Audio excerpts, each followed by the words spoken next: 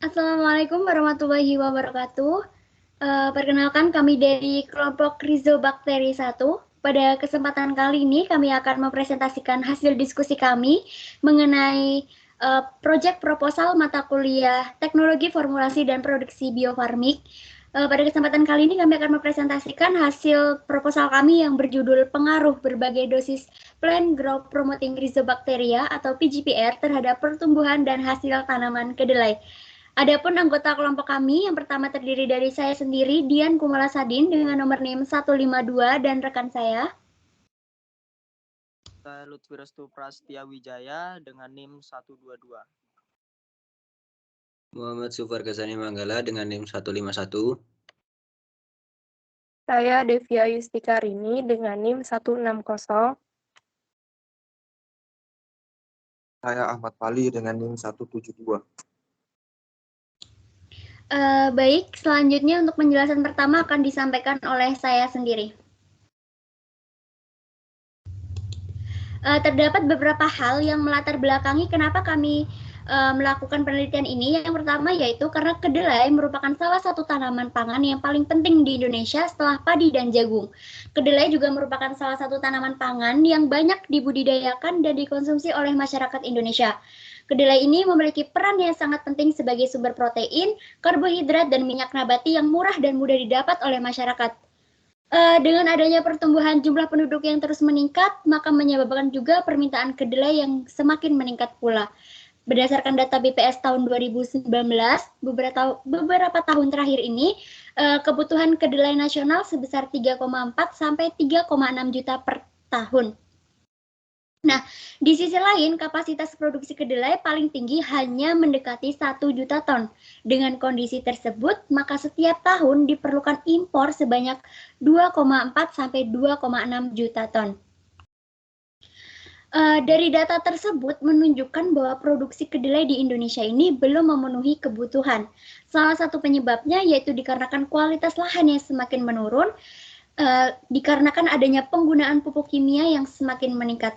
Upaya yang dapat dilakukan untuk meningkatkan kualitas lahan yaitu dengan penggunaan pupuk hayati. Nah, penggunaan pupuk hayati dalam jangka panjang dapat meningkatkan produktivitas lahan.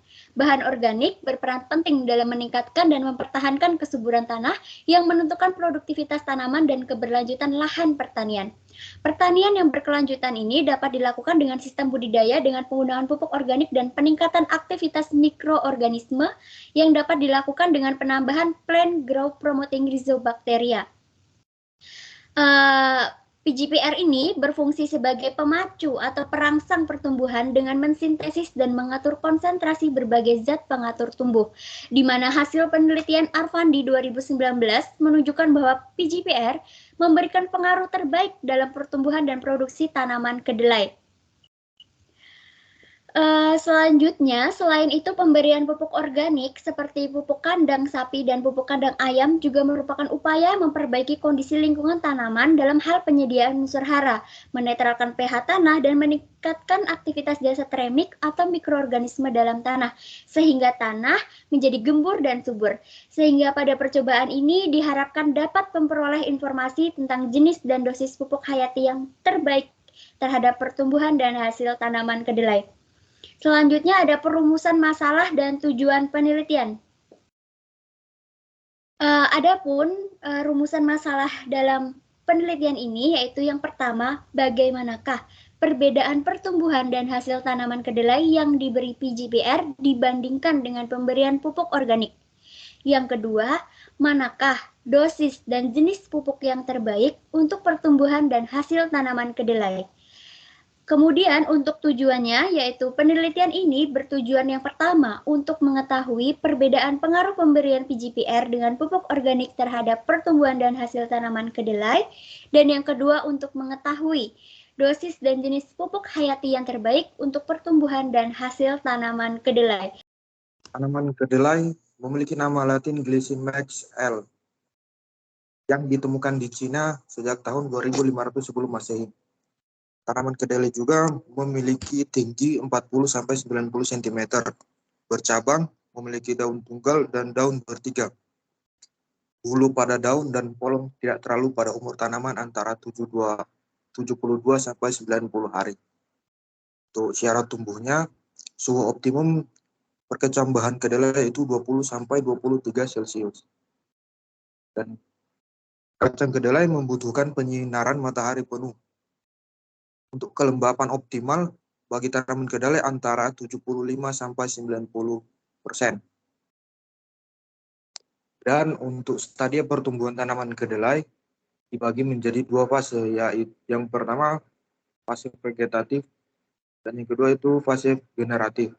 Untuk fase vegetatif dihitung sejak tanaman mulai muncul ke permukaan tanah sampai saat mulai berbunga. Dan untuk fase generatifnya ditandai dengan munculnya bunga, pembentukan polong, pengisian polong, hingga polong masuk penuh.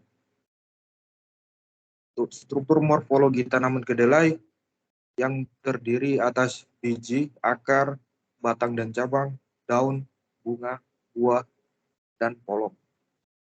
Dan yang kedua itu ada Plant Growth Promoting Rhizobacteria atau disingkat PGPR, merupakan mikroba tanah yang terdapat pada akar tanaman yang dapat meningkatkan pertumbuhan tanaman dan perlindungan terhadap patogen tertentu. Dosis pengaplikasian PGPR yang tepat sangat berpengaruh nyata terhadap pertumbuhan dan hasil tanaman.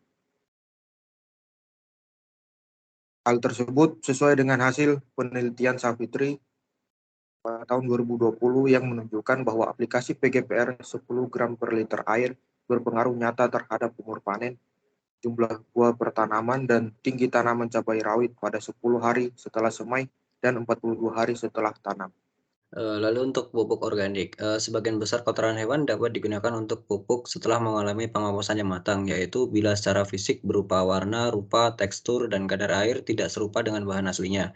Secara kimia memiliki kandungan bahan organik 60-70%, N sebanyak 2%, P2O5 sebanyak 1%, K2O sebanyak 1%. Jenis kotoran hewan yang umum digunakan adalah salah satunya adalah kotoran sapi. Kotoran sapi mengandung unsur hara makro seperti nitrogen, fosfor, dan kalium. Tiap kotoran memiliki kandungan unsur hara yang berbeda. Pada penelitian Sahira, Laude Sabarudin, dan Laude Safuan pada tahun 2012, disimpulkan bahwa kotoran sapi berpengaruh baik terhadap luas daun, jumlah bunga pertanaman, jumlah buah pertanaman, berat tanaman segar, dan produksi tanaman. Lalu selain kotoran sapi, kotoran ayam juga dapat digunakan sebagai pupuk organik. Menurut Subroto tahun 2009 menyatakan bahwa pemberian pupuk kandang ayam dapat memperbaiki struktur tanah serta dapat memperkuat akar tanaman. Lalu menurut Musin tahun 2003 menyatakan bahwa pupuk kandang ayam mempunyai potensi yang baik karena selain berperan dalam memperbaiki sifat fisik, kimia, dan biologi tanah, pupuk kandang ayam juga mempunyai kandungan N, P, dan K yang lebih tinggi bila dibandingkan pupuk kandang lainnya. Tanaman sangat membutuhkan unsur hara yang cukup untuk menunjang pertumbuhan dan perkembangannya. Salah satu cara pemenuhan unsur hara secara berkelanjutan pada tanaman yaitu dengan pemberian pupuk hayati seperti PGPR atau dengan pemberian pupuk kandang seperti pupuk kotoran sapi dan pupuk kotoran ayam. Selanjutnya yaitu untuk hipotesis. Berdasarkan uraian di atas, maka diperoleh kesimpulan awal bahwa pemberian Plant Growth Promoting Rhizobacteria atau PGPR dapat meningkatkan pertumbuhan dan hasil tanaman kedelai. Menurut Arfandi 2019 menyatakan bahwa PGPR memberikan pengaruh terbaik dalam pertumbuhan dan produksi tanaman kedelai. Dalam penelitian ini juga diduga PGPR dengan dosis 10 ml merupakan perlakuan terbaik dalam meningkatkan pertumbuhan dan hasil tanaman kedelai. Untuk waktu dan tempat, penelitian dilakukan di Greenhouse Fakultas Pertanian Universitas Muhammadiyah Yogyakarta pada bulan Juli sampai bulan September 2022. Untuk bahan, kita memakai benih kedelai yang PGR diperoleh dari bonggol pisang dan akar primalu, pupuk kotoran sapi dan ayam, polybag, terasi, dan gula merah. Untuk alatnya, kita menggunakan timbangan analitik, counter, dan sprayer untuk mengaplikasikan PGPR.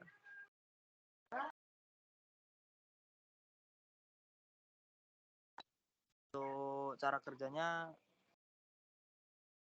pengulangan dan pengaplikasian bisa dilihat di layar. Dan cara kerjanya, yang pertama persiapan benih kedelai, persiapan pupuk organik, pembuatan media tanam, aplikasi, pembuatan PGR, penanaman, penyiraman, pembuatan biang PGPR, pembuatan PGPR, pengaplikasian PGPR, dilanjut dengan pemeliharaan dan pemanenan.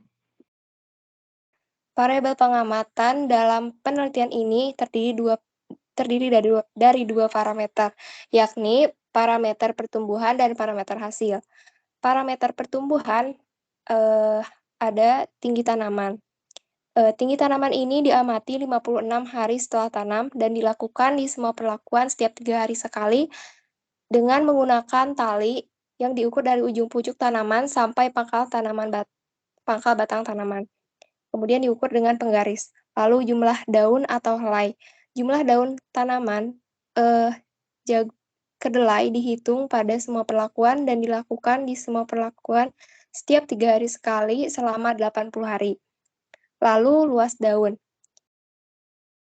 Cara menghitung luas daun itu dengan membentuk pola pada kertas, lalu digunting dan ditimbang.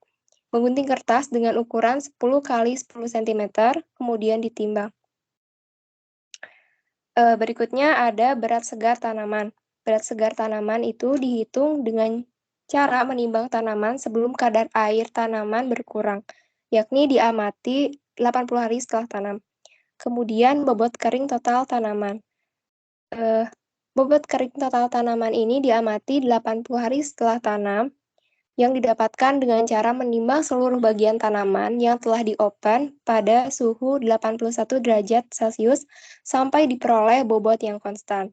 Lalu laju pertumbuhan atau growth rate. Parameter laju pertumbuhan ini diamati 28 sampai 42 hari setelah tanam. Kemudian ada parameter hasil.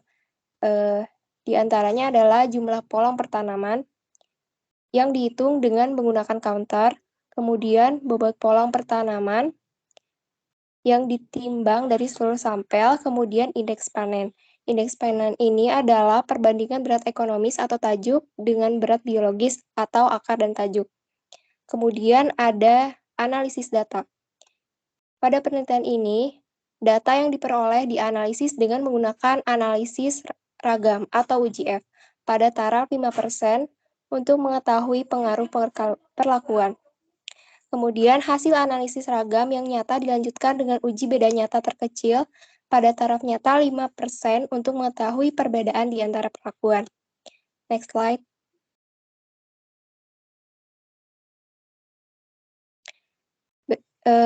Di sini ada jadwal penelitian dari awal persiapan alat sampai dengan pembuatan laporan. Demikian tadi presentasi dari kelompok kami. Kurang dan lebihnya mohon maaf. Wassalamualaikum warahmatullahi wabarakatuh.